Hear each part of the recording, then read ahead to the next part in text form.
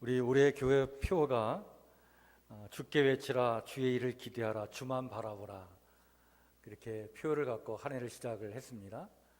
주만 바라보면 주님 닮게 됩니다. 그런 말씀을 나누면서 몇 주 전부터 주님 닮아가는, 그래서 우리가 예수님처럼 살아가는 삶을 소망하면서 지금 몇 주에 걸쳐서 예수님처럼이라고 하는 주제를 가지고 지금 말씀을 나누고 있습니다. 오늘 네 번째로 예수님처럼 살기 위해서는 들을 귀가 필요한데 들을 귀 있습니까? 라고 하는 제목으로 오늘 말씀을 좀 나누고자 합니다. 다른 사람들의 이야기를 잘 들어주면 인생의 80%는 성공한다 라고 하는 말이 있습니다. 그러니까 이 인간관계에 있어서 이렇게 경청한다는 것, 잘 들어준다는 것, 이것이 얼마나 소중한 것인가, 그래서 우리가 알게 됩니다. 여러분, 소통에 있어서 무엇보다도 중요한 것이, 또 우선되어야 할 것이 바로 뭐냐면 잘 들어주는 것입니다.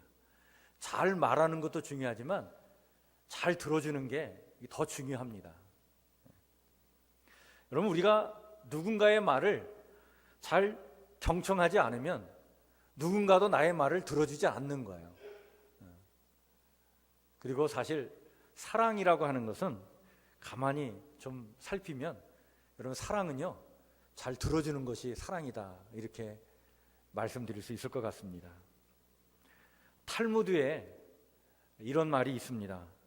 귀는 친구를 만들어도 입은 적을 만든다.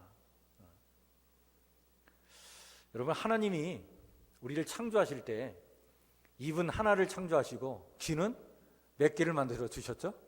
2개를 만들어 주셨습니다.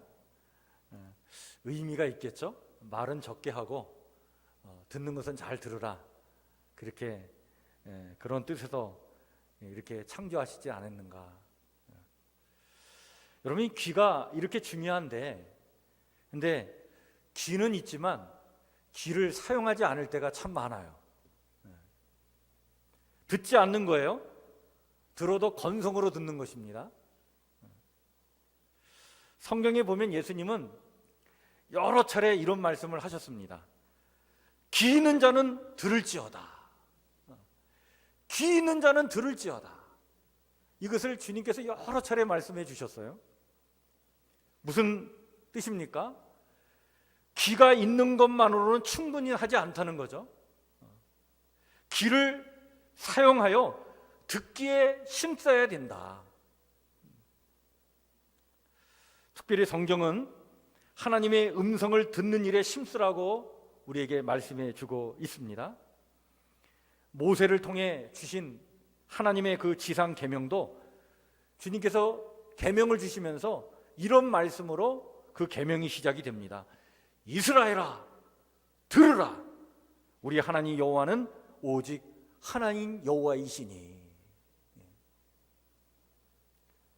또한 잠언에 이런 말씀도 주시죠. 누구든지 내게 들으며 기다리는 자는 복이 있도다. 정말 어떤 사람이 복 있는 자냐? 들을 수 있는 사람, 그 들을 귀를 갖고 하나님의 말씀을 듣는 자가 복 있는 사람이다. 요한계시록에는요, 이 땅에 있는 모든 성도들과 교회를 향해서 하나님께서 이렇게 우리에게 말씀해 주고 있는 그 말씀이 있죠. 들을 귀 있는 자는 성령이 모든 교회에게 하시는 말씀을 들을지어다. 왜 이렇게 듣는 것을 강조할까요? 왜 그렇습니까? 우리의 믿음이 어디에서 나옵니까? 들음에서 나옵니다. 들음. 이 듣는다는 것이 이렇게 중요한 거예요. 여러분, 우리의 그 신체를 가만히 살펴보면 눈과는 달리 귀에는요 꺼풀이 없어요. 그렇죠? 귀는 항상 열려 있습니다. 눈은 이렇게 닫혔다 열렸다 하잖아요. 근데 귀는 항상 열려 있어요.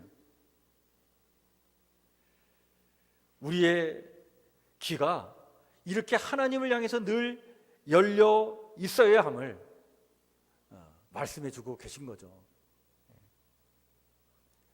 그런데 여러분, 이렇게 우리가 늘 열려 있어야 될 우리의 귀가, 그런데 하나님을 향해서 닫혀 있을 때가 얼마나 많은지 모릅니다.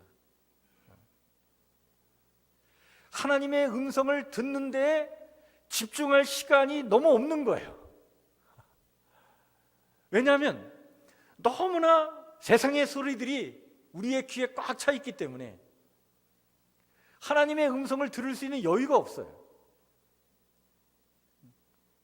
또 좀처럼 그러한 시간을 내지 않습니다. 너무나 안타까운 일이죠. 여러분, 하나님은요, 우리의 내면에서 우리에게 계속 말씀해 주십니다. 우리의 내면에서 들려오는 하나님의 소리가 있는데 그 소리를 우리가 들어야 되는데 그 소리를 들을 수 있는 여유가 없어요. 그리고 그 소리에 우리가 집중할 수 있는 집중력이 너무 약한 거예요. 왜냐하면 너무 세상의 소리들로 꽉 차 있기 때문에. 이게 참 우리 현대인들의 안타까운 모습입니다. 그 내면에서 들려오는 하나님의 그 소리에 우리가 귀가 열려야 여러분 우리의 영혼이 건강해집니다. 그 내면에서 들려오는 소리를 우리가 늘 의식하며 살 때 여러분 우리가 인격적으로 신앙적으로 성숙하고 온전한 삶을 살아가게 되는 거예요. 그래서 여러분들, 신앙의 온전성이라고 하는 것은, 믿음의 온전성이라는 것은 어디서 나오냐면 뭐 성경의 많은 지식을 막 배우고 알고 또 막 경건한 것처럼 막 우리가 이렇게 살아가서 되는 게 아니라 우리 내면에서 들려오는 하나님의 그 소리에 우리가 귀 기울일 때, 그래서 그 하나님의 음성을 우리가 자꾸 듣고 그 음성을 우리의 의식 가운데 자꾸 이렇게 되뇌어 살아갈 때 여러분 그것이 믿음과 인격의 성숙함으로 그게 나아가게 되는 거예요. 이것이 없으면 여러분 겉모양은 경건한 것처럼 보여요. 이렇게 교회 나와서 예배드리고 막 신앙생활 열심히 하면 경건한 것처럼 보이지만 그러나 이 내면의 소리에 귀 기울이지 않으면 우리 속은 비어 있을 수 있습니다. 그러니까 겉과 속이 다른 거예요. 겉과 속이 이렇게 분열되면 여러분 건강한 자아가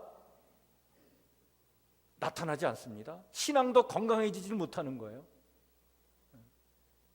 그러니까 아주 유치한 어린아이의 수준에서 머물러 신앙생활을 하게 되는 거예요.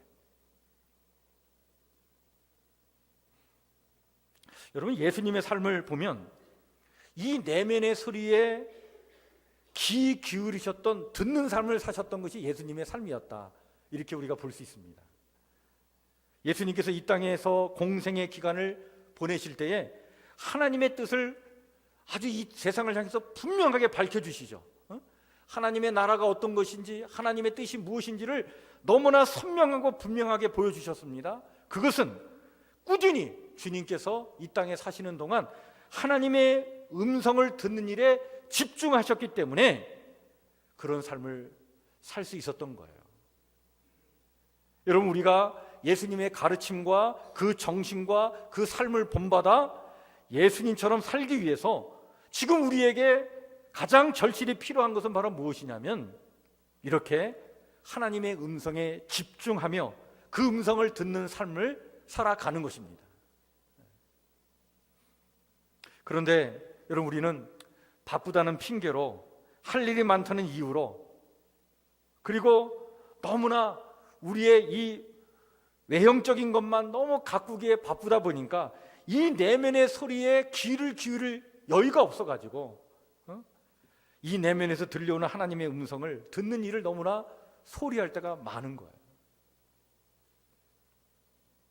그래서 내가 직접 기도하기보다는 누군가가 나를 위해 기도하기를 바라지 않습니까? 내가 직접 하나님의 말씀을 읽고 묵상하면서 내 안에서 들려오는 그 하나님의 말씀을 들으려고 하기보다는 누군가가 읽고 묵상한 것을 이용하여 그냥 간접적으로만 하나님을 체험하려고 하는 것이 우리 안에 너무 많아요. 그런데 사실 따지고 보면 여러분, 우리의 인생의 다른 부분에서는 우리가 이렇게 행동하지 않잖아요. 여러분, 휴가라면 우리가 그런 식으로 휴가를 가겠습니까?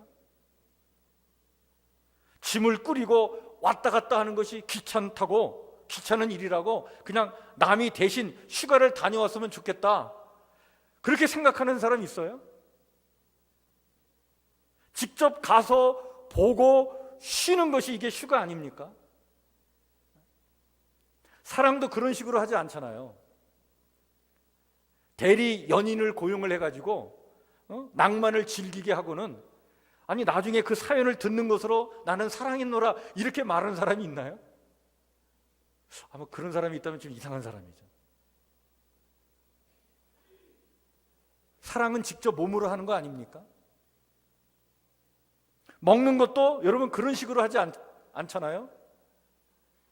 바쁜데, 그리고 씹는 것이 귀찮다고 어떤 다른 사람이 씹어가지고 그냥 뱉어놓은 거 나 그냥 삼켜 먹고 살겠다, 이렇게 그렇게 음식을 먹는 사람 있나요?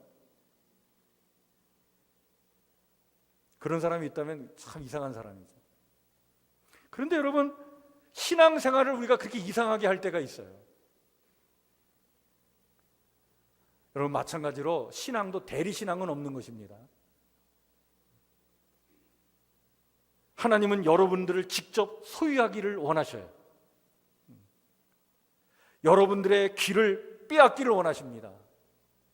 수많은 소음으로 혹사당해 참으로 들어야 할 것을 듣지 못하는 여러분들의 귀를 빼앗아서 하나님의 음성을 들려주시기를 원하시는 거예요. 그래서 그 소리를 듣고 이 땅을 살아가는 하나님의 소유가 되기를 하나님은 원하시고 계십니다. 그래서 내게 맞는, 꼭 내가 들어야 해야 할 만한 그 소리를 내 안에서 우리에게 들려주시는 거예요. 여러분, 그 소리를 들어야 되는 거예요.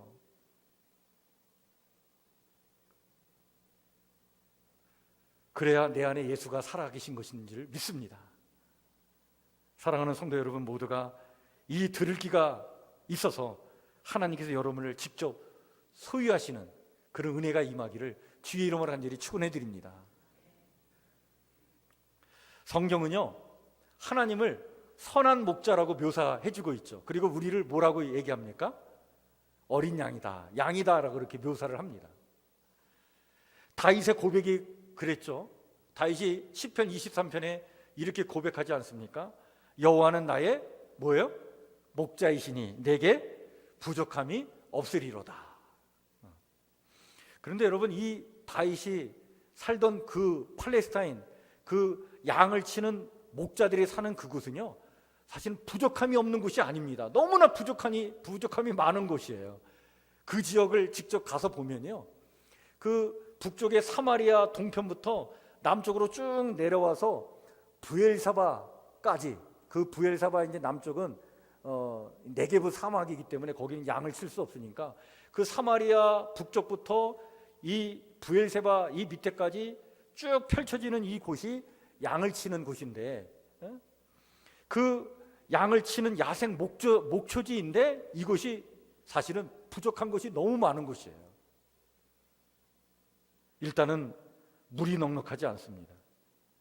그리고 아주 어느 때는요, 용광로 같은 무더위가 막 이 지역에 있는 목자들과 양을 괴롭힐 때가 있어요. 그리고 언제 굴러올지도 모르는 바위들이 거기에 아주 많습니다. 잘못하면 바위에 깔려 죽을 수도 있어요. 또한 갑작스러운 모래 폭풍이 몰려오면 어디 숨을 데도 없습니다. 또 거기에는요, 야생동물이 있고 강도들도 있고요, 무서운 뱀들도 있습니다. 그런데 다윗이 그런 곳에서 살면서도 내게 부족함이 없도다라고 고백하고 있는 이유가 뭡니까? 바로 여호와가 나의 선한 목자가 되시기 때문이죠. 여러분, 그렇습니다. 오늘도 선한 목자 되시는 하나님께서 양 같은 당신의 자녀를 푸른 풀밭에 뉘우시고 쉴만한 물가로 인도하시기 까닭에 여러분, 우리의 삶이 부족함이 없는 삶이 될 줄 믿습니다. 그런데 여기 시편 23편에 보면 쉴만한 물가로 우리를 인도하신다라고 그럴 때 그 쉴만한 물가가 여러분, 그게 사실은 잔잔한 물가를 얘기합니다.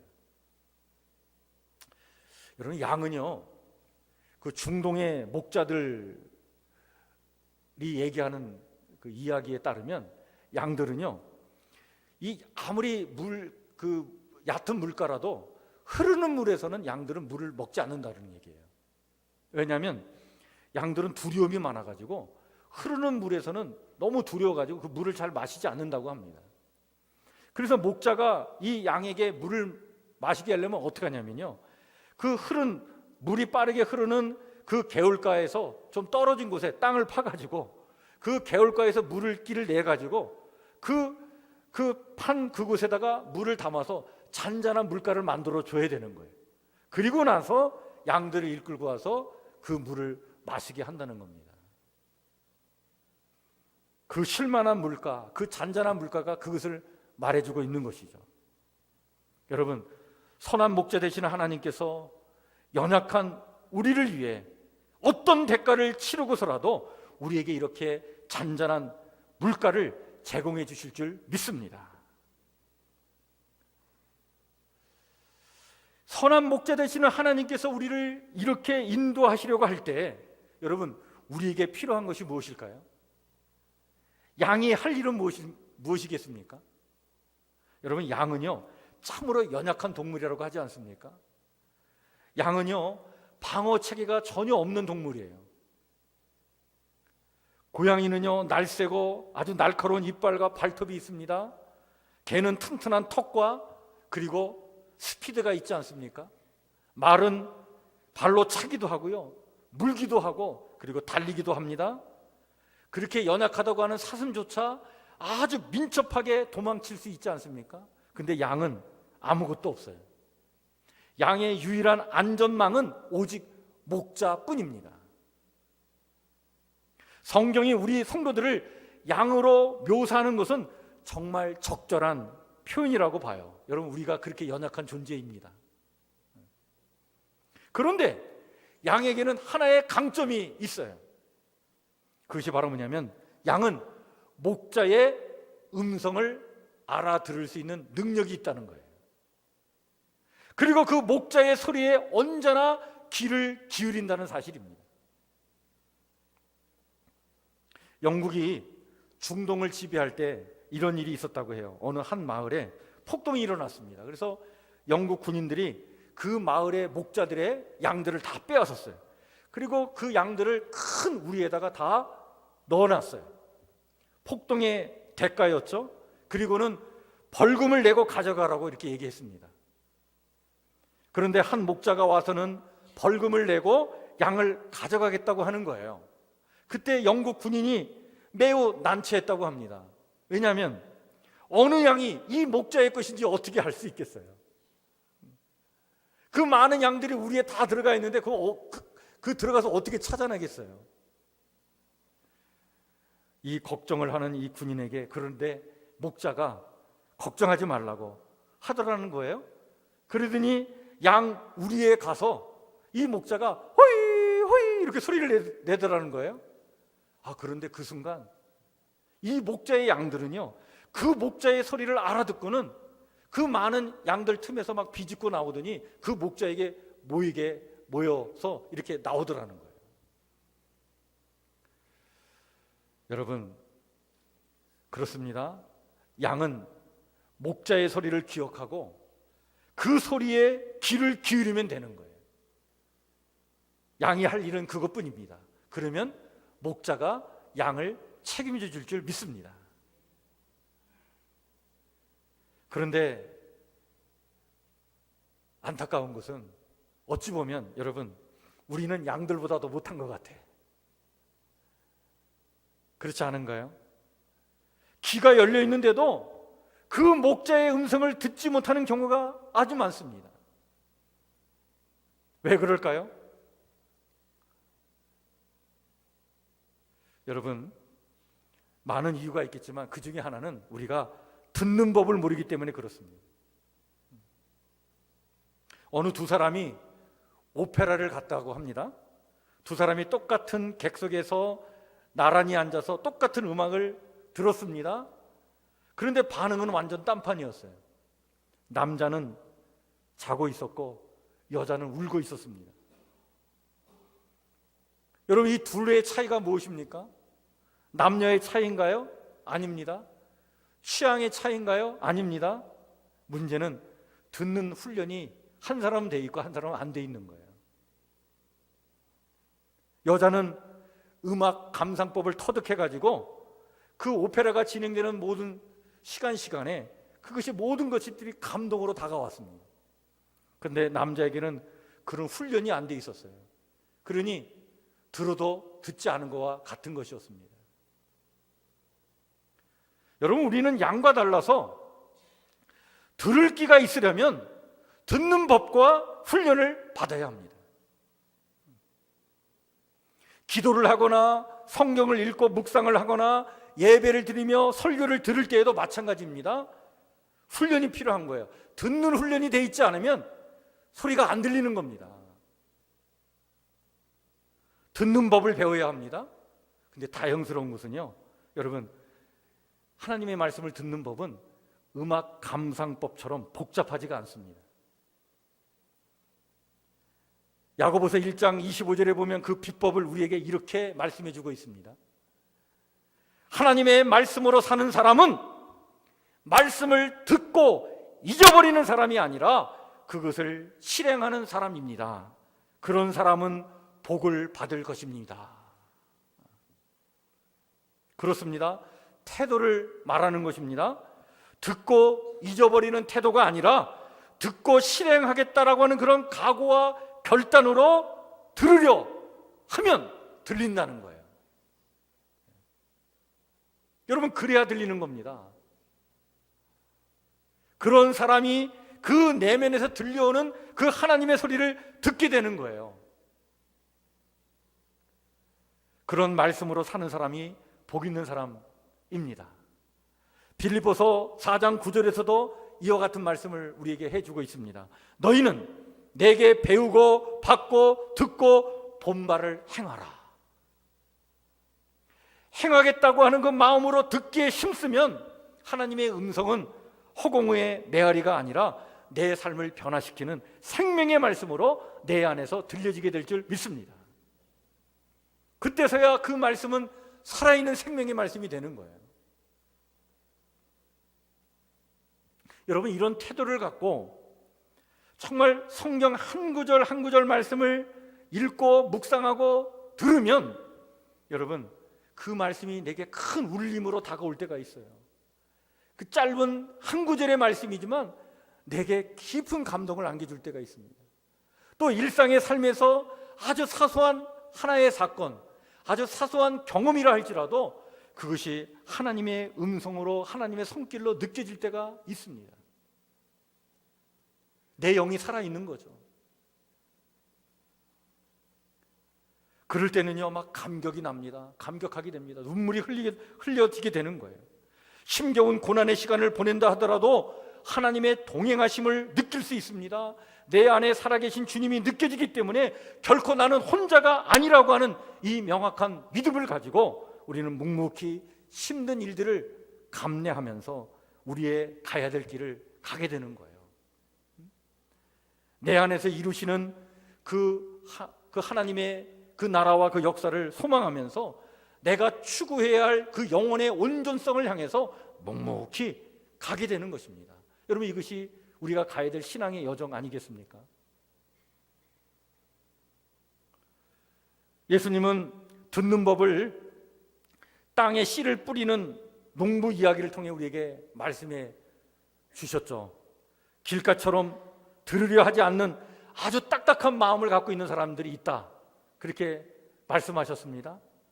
여러분, 이런 사람들이 있어요. 정말 들으려 하지 않는 거예요. 그 완고함과 그 강팍함이 그 마음에 가득 차 있어서 하나님이 그 내면에서 소리를 들려주셔도 이런 사람은 듣지 못해요. 또 어떤 사람이 있습니까? 돌밭처럼 시련을 받으면 뿌리를 내리지 못하는 그런 마음도 있습니다. 그래서 그냥 조그만 어려움이 있으면 그냥 그것 때문에 어떻게 보면 하나님의 음성을 듣질 못하는 거예요. 또 가시떨기 밭처럼 이 세상의 염려와 걱정의 잡초들 때문에 자라지 못하는 그런 마음도 있습니다. 그러나 따로 구별하여 잘 갈아놓은 옥토와 같은 마음이 있는 것이죠. 하나님의 음성을 듣고 열매를 맺기 위해 준비된 마음입니다. 들을 말씀을 실천하겠다고 하는 그 태도로 무장된 마음입니다. 우리의 마음을 이렇게 준비시켜 놓으면 여러분, 그때서 하나님의 음성이 들려지게 될 줄 믿습니다. 여러분들의 마음이 이런 옥토가 되기를 주의 이름으로 간절히 축원해 드립니다. 교회는요, 전통적으로 우리의 마음이 이런 옥토가 되기 위해서 4가지를 강조해 왔습니다. 일명 하나님 생각하기입니다. 내 안에 계신 하나님을 늘 의식화해 가도록 그렇게 살면 우리의 마음이 옥토가 된다는 거예요. 이것이 교회의 전통입니다. 그 4가지 중에 첫 번째가 바로 뭐냐면, 아침에 잠에서 깨어날 때, 여러분, 아침에 잠에서 깰 때에 먼저 하나님을 생각하는 겁니다. 하나님 생각하는 거예요. 어느 성도님은요, 아침에 일어나자마자 무릎을 꿇고 그 침상에서 먼저 기도하면서 하루를 시작하는 성도들이 있습니다. 참 좋은 태도입니다. 이 정도는 못한다 하더라도 여러분, 아침에 일어나자마자 하나님을 먼저 생각하는 것 참 의미가 있습니다. 하나님, 간밤에 잘 자게 해주셔서 감사합니다. 오늘도 저는 하나님께 속한 자입니다. 하나님과 동행하기를 원합니다. 하나님, 내 안에 역사해 주옵소서. 내 안에서 말씀해 주옵소서. 내가 듣겠습니다. 내가 들으며 하루를 살겠습니다. 이런 마음으로 하나님을 생각하면서 하루를 시작하는 겁니다. 근데 여러분, 이것이 왜 중요하냐면, 여러분, 나의 욕망을 이루기 위해서 치열하게 투쟁하는 하루의 시작이 아니라 하나님과 동행하기를, 선한 목자의 인도함을 받는 하루가 되기를 소망하면서 하루를 시작할 때 여러분, 우리에게 참으로 참된 마음의 평안과 기쁨이 임하게 될 줄 믿습니다. 그때 하나님의 축복이 임하게 되는 거예요. 이렇게 살면 마음의 옥토가 됩니다. 여러분, 일어나자마자 하나님 먼저 생각하시길 바랍니다. 두 번째는요, 교회는 전통적으로 이걸 강조해 왔어요. 뭐냐면, 그냥 말없이 잠깐 동안 하나님을 한번 생각해 보는 거예요. 침묵의 시간을 가지면서 하나님을 생각해 보는 거예요. 아주 바쁘고 또 아주 그냥 좀 복잡한 일상의 삶이지만 그 삶 속에 잠시나마 모든 것을 다 정지시켜 놓고 시끄러운 소리들도 다 배제시켜 놓고 하나님과 나만의 시간을 한번 가져보는 거예요. 여긴 말이 필요 없습니다. 떠들 필요도 없습니다. 그냥 너희는 가만히 있어 내가 하나님됨을 알지어다 라고 하는 시편에 있는 하나님의 음성처럼 여러분, 그냥 가만히 하나님 앞에 있어 보는 거예요. 커피를 마시면서 해도 좋습니다. 그냥 하나님 앞에 가만히 있어 보는 거예요. 하나님을 느껴보는 겁니다. 하나님을 생각하면서 침묵으로 하나님과 대화를 나눠보는 거예요. 한 번은요, 어느 사람이 테레사 수녀에게 이렇게 물었다고 하죠. 당신은 기도할 때 하나님께 뭐라고 말씀합니까? 그때 테레사 수녀가 이렇게 대답했다고 합니다. 듣지요. 그런 대답에 놀란 그 사람이 다시 물었다고 해요. 그러면 하나님은 뭐라고 말씀하십니까? 그때 테레사 수녀가 미소를 지으며 이렇게 말했다고 합니다. 그분도 들으십니다. 여러분, 말 없는 대화, 그 침묵의 시간은 사실은 하나님의 임재함 가운데 깊이 들어가는 시간입니다. 이럴 때 우리의 마음이 옥토가 될 줄 믿습니다. 그때 하나님의 음성이 들려지는 거예요. 세 번째는요, 수시로 짤막하게 기도하면서 하나님을 생각하는 거예요. 이 짤막한 기도는 아주 단문의 기도입니다. 주님, 지켜주세요. 주님, 함께 해주세요. 주님, 당신의 뜻을 이루어주세요. 주님, 사랑합니다. 이렇게 기도하는 거예요. 이 짧은 기도를 일상의 삶 속에서 그 바쁜 일상 중에서도 하나님을 생각하면서 우리의 입술로 계속 고백하며 살아가는 겁니다. 이렇게 살면 우리의 마음이 옥토가 됩니다.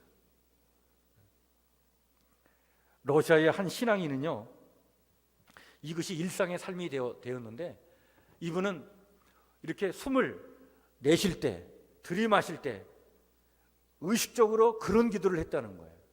이렇게 숨을 딱 내쉬면서 주 예수 그리스도 하나님의 아들이여, 숨을 들이마시면서는 이 죄인을 불쌍히 여기소서. 이것을 의식하면서 계속 숨을 내쉬고 들이마실 때마다 하나님을 생각하면서 주 예수 그리스도 하나님의 아들이여, 이 죄인을 불쌍히 여겨 주옵소서. 그렇게 기도하면서 일상의 삶을 살았다는 거예요. 평생을 그렇게 살았다는 거예요. 이런 삶을 순례자의 길이라고 하는 책을 통해서 소개해 주고 있는데요, 여러분, 이렇게 일상의 삶 속에서 계속 짤막한 기도로 하나님과 함께 호흡하며 살면 여러분, 우리의 일상의 자리가 축복의 자리가 될 줄 믿습니다. 일터가 기도실이 되는 거예요. 부엌이 교회가 되는 것입니다. 이럴 때 하나님의 음성이 우리 안에서 들려지게 되는 것입니다. 그걸 통해 우리의 영혼이 여러분 건강해지는 것이고요, 우리의 믿음과 우리의 신앙과 인격이 온전성을 향해 나아가는 겁니다. 마지막 네 번째는요, 잠자리에 들기 전에 하나님을 생각하는 거예요. 하나님의 자비와 하나님의 능력과 하나님의 권능 속에 하루를 살았던 그 삶을 감사하면서 또 내일을 그 하나님의 능력과 권능의 손길에 맡기면서 그리고 잠을 청하는 겁니다. 우리를 지키시는 하나님은 졸기도 아니하시고 주무시기도 아니하십니다. 우리보다 앞서 내일을 준비해 나가 주실 줄 믿습니다. 그분께 모든 것을 맡기고 그분을 생각하면서 편히 잠자리에 들어가는 거예요. 여러분, 그러면 꿈에서도 하나님의 음성을 듣게 될 줄 믿습니다. 그래서 꿈을 통해서 하나님 우리에게 말씀해 주시는 거예요.